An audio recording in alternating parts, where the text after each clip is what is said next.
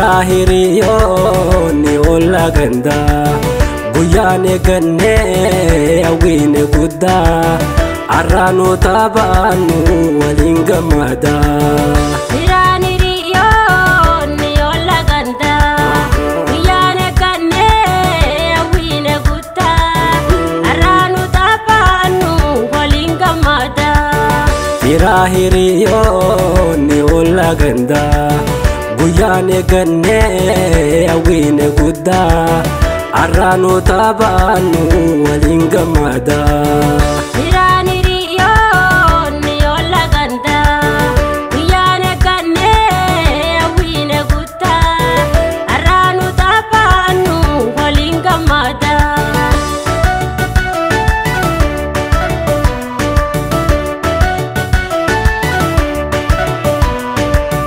Naaf jaalalleentoo walallagachuu hara wal garruus wal sosodaachuu halaala abdii fi yaadaan jiraachuu arraatanaa oobaa fanna nolachuu. Osoo nu booyuu garaa walitti innaati kiishoon fuudhaa sirbaati kan waliin quufnee daawwii ijaati wal biraa galuu keenya irraa hobbaati.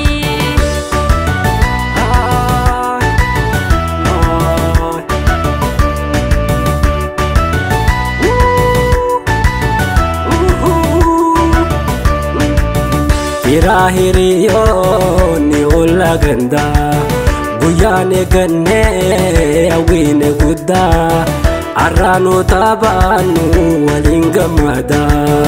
Firahiriyoonni olla gandaa guyyaane gannee hawwiine guddaa arraanoo taphaannu waliin gammadaa.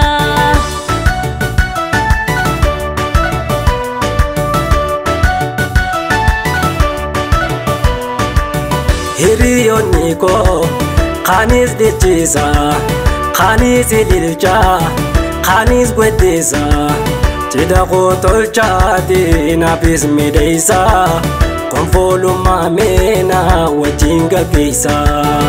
Ambaa hiriyoon wayituu fi hellee jireenya naannoo wiliirraa galee natti dhaammadhaan ofiis midheessa guyyaan ajjabaati jiruu toqeessa.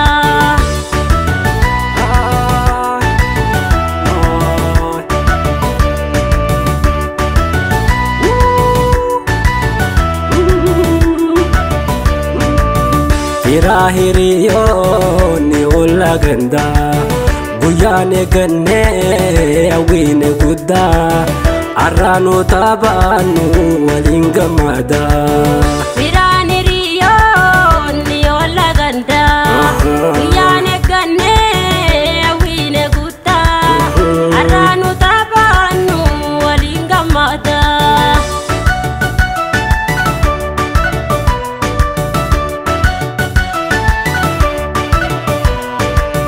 Guyyaan qoptummaa tihoo baqadhu guyyaan eenyummaa qotii hubadhu bahaa bultiidhaatis konyeerra godhu jireenya haaraa itti tarkaanfadhu.